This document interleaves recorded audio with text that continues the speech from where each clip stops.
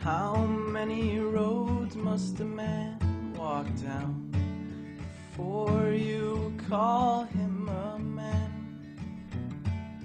How many seas must a white dove sail before she sleeps in the sand?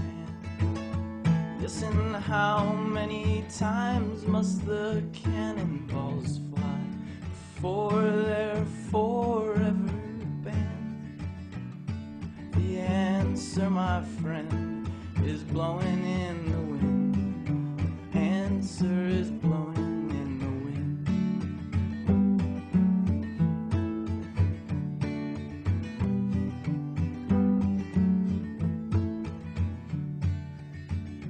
Yes, and how many years can a mountain exist before it is washed to the sea? Yes, and how many years can some people exist before they're allowed to be free? Yes, and how many times can a man turn his head and pretend that he just doesn't see? The answer, my friend, is blowing in the wind. Answer is blowing in the wind.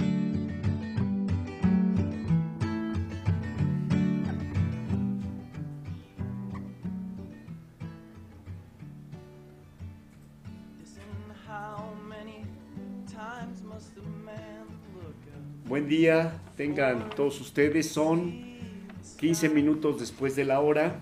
Empezamos nuevamente este programa, Imagen Humana, periodismo con sentido pacifista.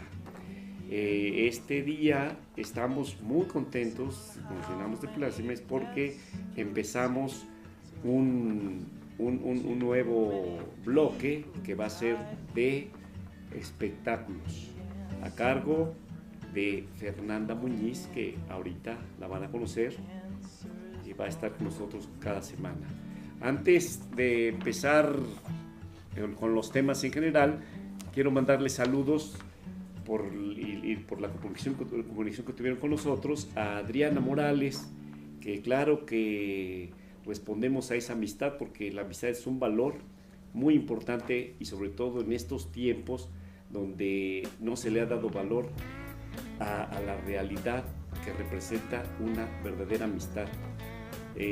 Dicen que las amistades se cuentan con los dedos de una mano, pues no debería de ser así, pero desgraciadamente los antivalores, aunque decía aquí Ceci que no dentro de la educación no se llevan a cabo, pero bueno, ya tenemos el término y se usa. Está con nosotros como cada noche de los martes, Ceci. Hola, buenas noches a todos. Edgar y Fernanda. Bueno, pues vamos a esta noche a empezar hablando de la efemérides del 2 de octubre, un día muy importante, porque en un evento de revolución, por buscar la paz llega la revolución, atorados en ese aforismo latino que dice que si queremos la paz, preparémonos para la guerra. Desgraciadamente, en esta parte del mundo no nos preparamos para la guerra. Desgraciadamente, ese 2 de octubre, la gente que quiere la paz, que quiere la justicia, que quiere la armonía, fue atacada salvajemente por las fuerzas del, entre comillas, el orden. Vamos a hablar del 2 de octubre. Edgar va a hablar de eso. ¿Qué nos puedes hablar sobre el 2 de octubre? Sí, hoy se cumplen 44 años de un día trágico para la historia moderna de nuestro país.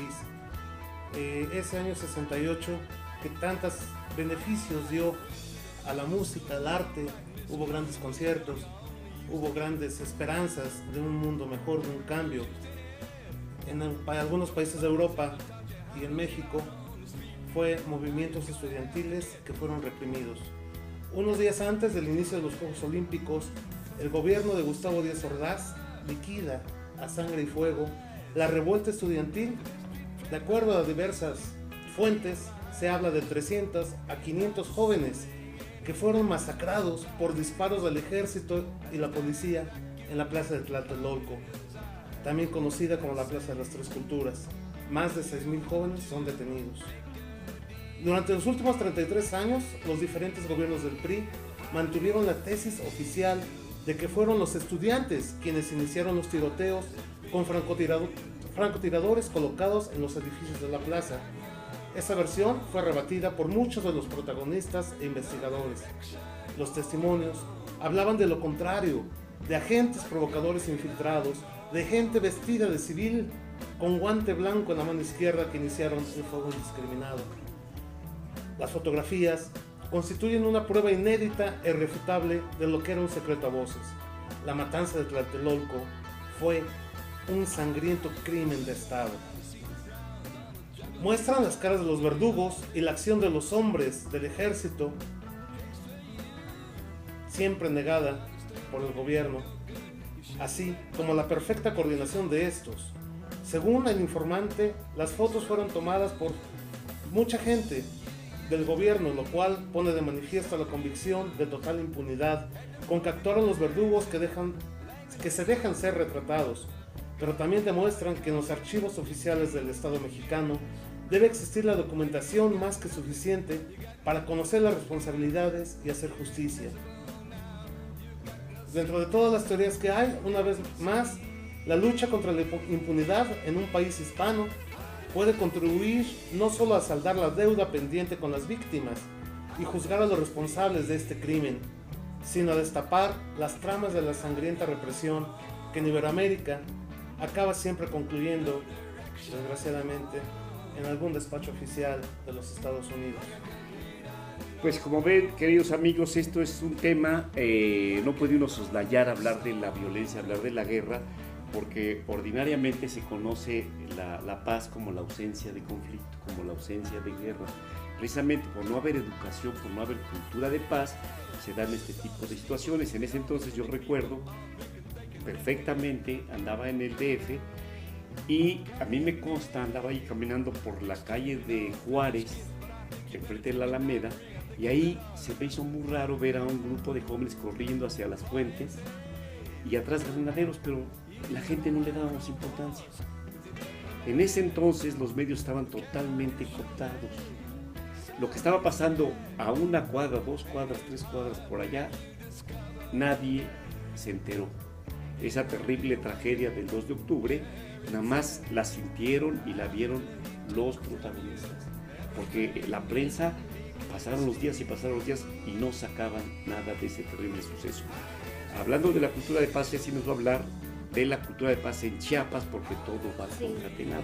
¿Qué nos dices de la Bueno, en Chiapas se hizo, con el marco de la celebración del Día de la Paz, el Día Internacional de la Paz, en Chiapas se hizo en conjunto con lo que es la UNICEF y la UNESCO, se hizo una experiencia para trabajar en promoción precisamente de la paz, la prevención de conflictos y el desarrollo de la población internamente desplazada.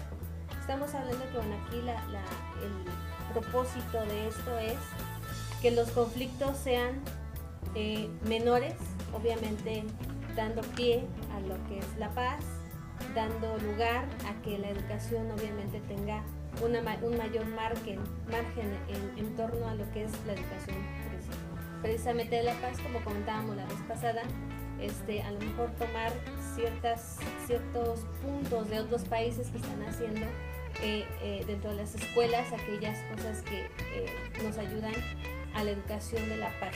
En este caso, por ejemplo, Chiapas, a través del trabajo integral de la UNICEF y la UNESCO, buscamos la promoción de la educación de la calidad incluyente basada en la observación de los derechos humanos, que es como un sistema de justicia fortalecido, confiable y accesible para toda la población. En sí, lo que es la convivencia pacífica. El programa, junto con las Naciones Unidas, es en sí fomentar la paz y una oportunidad para reflexionar sobre la paz sostenible, la cual no solo implica la ausencia de conflictos violentos, lo que se manejaba, ¿no?, sino que consiste en una serie de procesos dinámicos y participativos en los que se promueve el diálogo y las soluciones en las diferentes de bajo entendimiento y la cooperación mutua, que también se busca, incluso se hizo apenas el 29 de septiembre, se inauguró el Diplomado de Cultura por la Paz, quien lo dirigió la doctora Silvia Schmelkes,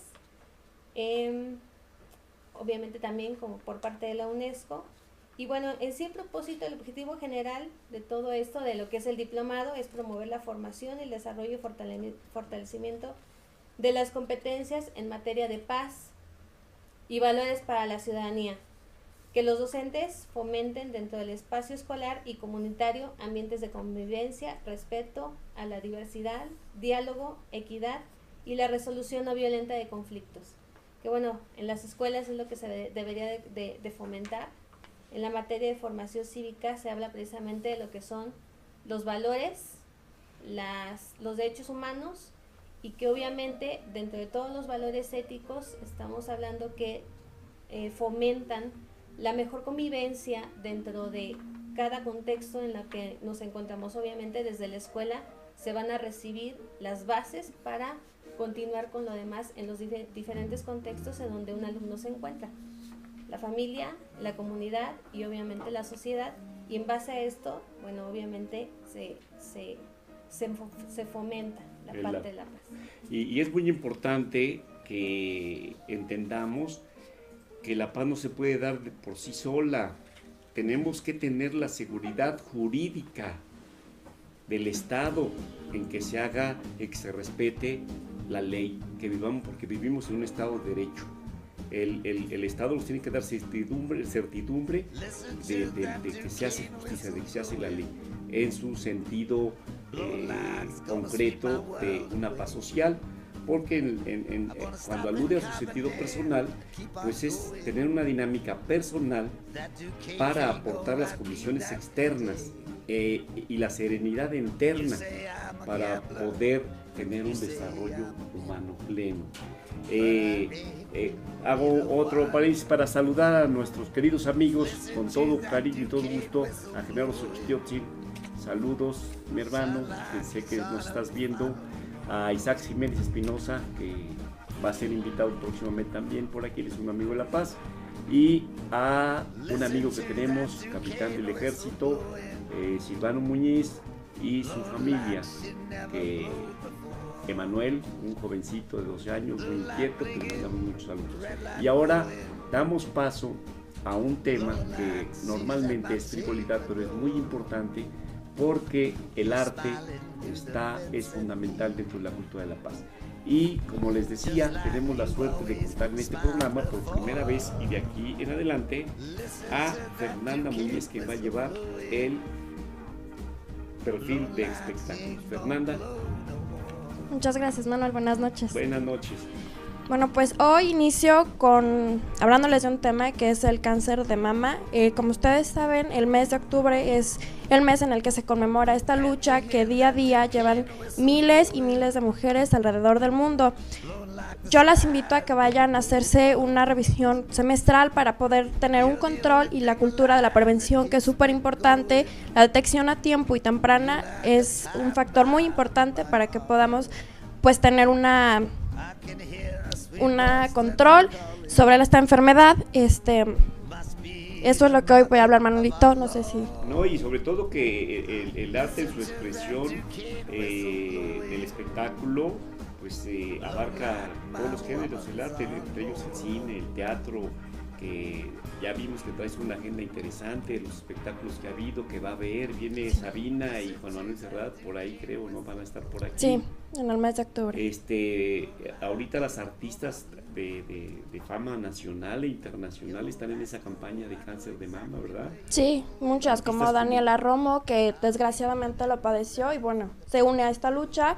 Lorena Rojas, que actualmente la enfrenta, y muchas artistas más y mujeres de diferentes ámbitos. Entonces, ese llamado que hace Fernanda, pues la verdad hay que tomarlo en consideración, sobre todo las jovencitas y pues la gente adulta, porque yo tenía entendido que este cáncer de mama nada más se le daba a la gente adulta, pero no, me estaba diciendo Fernanda que también a las jovencitas. Este tipo de cáncer, hay jovencitas que lo están padeciendo, Entonces lo importante es de que todas las mujeres lleguen y palpen los senos, de hecho todos. En el momento del baño, en un movimiento circular, deben de ir recorriendo el seno para que tengan el control. A la primera bolita, que será un ganglio inflamado, que sería la mínima expresión, es en el momento de acudir de inmediato al médico, aunque sea antes de los 6 meses que Fernanda nos sugiere que vayamos a un chequeo. Sí, el chequeo es cuando no tienes nada como prevención, ¿no? Para asesorarte de que no exista nada. Si hubiera algún síntoma, pues sí, mucho antes, en cuanto se sienta algo, para poder ir y tener una cura mucho más rápida. Pues es muy importante, afortunadamente en la cultura de paz la salud es fundamental. Los griegos lo decían, en cuerpo sano, mente sana. Afortunadamente tenemos aquí a una persona que se dedica a la salud alternativa y atinadamente está dando las generalidades de cómo se podría prevenir y, en primer lugar, descubrirlo. Detectar. Y ahorita después de los comerciales, a ver si nos das alguna referencia qué podrían hacer para prevenirlo. Claro que sí. Regresamos en unos momentos, son 30 minutos después de la hora, regresamos con ustedes.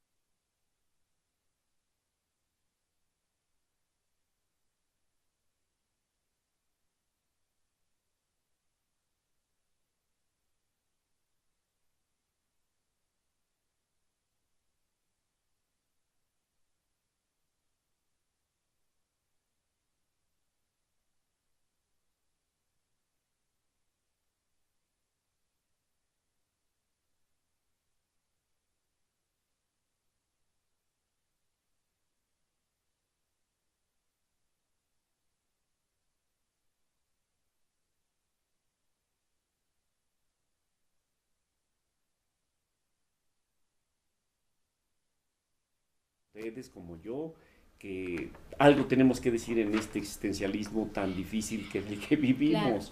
Claro.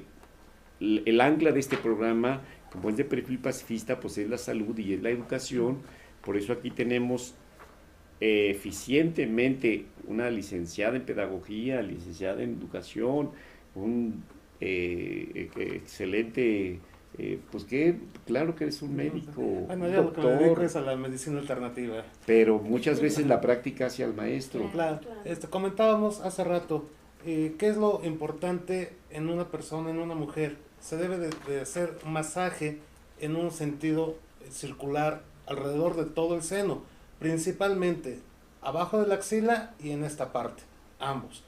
Obvio, checar periodos menstruales.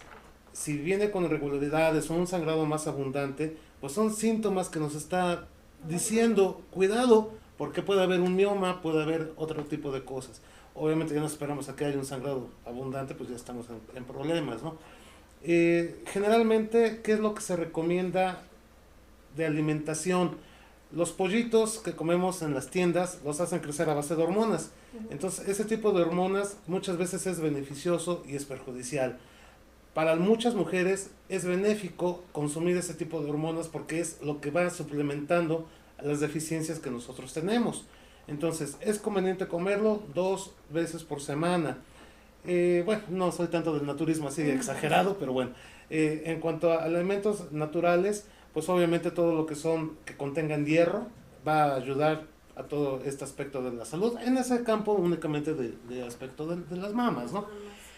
Y precisamente... Ese es en el aspecto físico, Físico. pero es muy importante también la salud mental.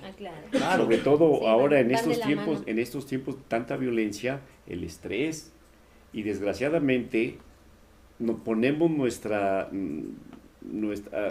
toda nuestra capacidad en lo exterior para vivir bien, entre comillas. Entonces, cuando no conseguimos lo exterior, nos empezamos a preocupar, y de la preocupación viene el estrés, vienen las angustias, y de las angustias está claro, comprobado científicamente, que provocan un desequilibrio físico. Y una persona con mucho estrés, aparte de que lo va a manifestar con dolor acá en la espalda, en muchos casos viene con inflamación en los senos. O sea, es una cadena que va todo. Que arrastra. Todo. Sí. Y precisamente quería yo platicar acerca de la felicidad contemplada como un estado personal. Si tenemos ese tipo de felicidad y de armonía en nuestro cuerpo, pues obvio que va a disminuir todo lo que son la cantidad de estrés y la cantidad de problemas emocionales que uno se va a cargar. La felicidad es un estado mental que nos permite apreciar cualquier cosa. Todo el mundo, sin excepción, aspira a ser feliz, y sin embargo, por lo visto, nos perdemos en el camino. Las preocupaciones, la tristeza, la ansiedad, el miedo, las enfermedades psicosomáticas llenan nuestra vida y son como un toque de atención que nos avisa de que algo estamos haciendo mal. Es tan difícil ser feliz, es imposible mantener la sonrisa en el rostro y la paz interior de una forma prolongada. La fuente de la felicidad ya está dentro de cada uno de nosotros, solo hay que abrirle la puerta y dejarnos deslumbrar por ella. Ahorita seguimos. Como ustedes verán, estimado público, la educación no necesariamente hay que relacionarla con la niñez. No. Yo siento no. que No, la no, no. educación es permanente. Hasta el último día de nuestra vida. Entonces, ahorita seguimos con este tema de la felicidad porque es importantísimo, pero dentro de la educación es muy importante el enfoque que se le da siendo niño, siendo joven y siendo adulto. ¿Cómo lo vislumbras tú en el aspecto académico? Bueno, como bien lo mencionabas, la educación se va dando a lo largo de nuestra vida. Mientras estemos vivos vamos a seguir aprendiendo, vamos a seguir teniendo saberes que vamos a llevar a la práctica. Es cierto que conforme vamos avanzando, vamos creciendo, el aprendizaje a veces lo dejamos de lado. Pensamos a veces que solamente estudiando, yendo a una escuela vamos a aprender, pero básicamente tenemos nosotros 3 tipos de educación, que es la formal, la no formal y la informal. La formal es la que aprendemos en la escuela, te dan un certificado y obviamente tiene una validez oficial en todo el mundo. La educación informal es aquella que te dan en la escuela, en la sociedad y que te dan en tu familia. Y la escuela no formal es aquella que te va a dar un conocimiento, pero no necesariamente te va a dar un reconocimiento de manera escrita explícita u oficial, sino es aquellas tres. Nosotros nos conformamos a lo largo de nuestra vida de estas tres tipos de educación, y obviamente nosotros tenemos que tener una mente abierta para que podamos realmente acrecentar nuestros conocimientos, pero sobre todo llevarlos a la práctica. Sí. Aquello que nosotros vamos a hacerlo nuestro. Se dice que cuando se aprende una persona es cuando el conocimiento lo hace suyo. Eso es muy importante, porque yo considero que la educación pues no es otra cosa más que la absorbe uno la información que está alrededor, y hay que tener mucho cuidado en el término, por ejemplo, literario. Si yo veo el diccionario, ahí dice educación, educar, el griego, el latín, del desarrollo de nuestros sentidos. Y eso es muy difícil que en la educación formal se dé, porque llegan los maestros en primaria y dan su clase, pero no les enseñan a los niños a desarrollar sus sentidos. Los enseñan a oír, o por lo menos que oiga el niño, no a escuchar. Sí, lo que pasa es que en lo que es el preescolar se hace precisamente eso, nada más el desarrollo de los sentidos, la psicomotricidad y demás. Pero cuando se llega a la primaria se enfoca nada más a lo que son los contenidos programáticos. Aquello que nada más te voy a transmitir un conocimiento, que obviamente ahorita dentro del plan, bueno, dentro de las reformas, se quiere llegar a un tipo de educación humanista. El problema es que México todavía no está dentro de ese tipo de educación. Nos saltamos uno que es el constructivismo para llegar al humanismo. Y básicamente tenemos que ir paso por paso. Y en México obviamente tenemos un retroceso, más bien un atraso. Como que estamos estancados, ¿sí? Porque lo que dices atinadamente, primero lo psicomotriz, o sea, los sentidos, sí, pero no le dan o sea, la eficiencia adecuada, el profesor no tiene la eficiencia adecuada para transmitirlo a los bebés. O sea, si se desarrollan, se desarrollan naturalmente, pues porque es de manera intrínseca, es natural, sí, pero no con una metodología. Ya viene pues ya con la construcción, lo que tú dices, y es cuando medio se aplica, pero atrasado. sí. Oye Ceci, bueno, yo siempre he considerado que uno de los graves problemas de la educación es de que no fomenta la lectura entre la juventud. No solo la lectura escolar, sino irnos a todo tipo de lectura. Obvio que no todos vamos a tener el talento de ser unos genios o vamos a ser escritores, ni de mucho menos, pero todos podemos tener acceso a otro tipo de mundos a través de la lectura. ¿Cómo propones tú fomentar entre los jóvenes, adolescentes principalmente, este apego bien intencionado a la lectura? Bueno, primero, todas las escuelas, todas las instituciones participan en un tipo de examen, que es el examen de enlace, que te califica la lectura, las habilidades matemáticas y ciencias. Las tres compiten a nivel internacional. Esas tres materias se dan en todos los países, por eso compiten. A nivel Latinoamérica estamos muy bajos en esas tres materias. ¿Cómo podemos hacer que, por ejemplo, los jóvenes lean más? Estamos hablando que estamos teniendo un retroceso.